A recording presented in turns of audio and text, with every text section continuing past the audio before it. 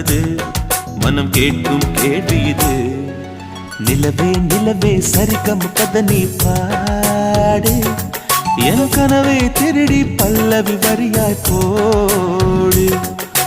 நிலவே நிலவே சரிகம் கதை நீ பாடு, என் கனவை திருடி பல்லவி வரியாய் போடு. உன்னை ஒவ்வொரு இரவிலும் தேடுகிறேன், நீ தேகின்ற நாளில் வாடுகிறேன். உன் மௌனத்தில்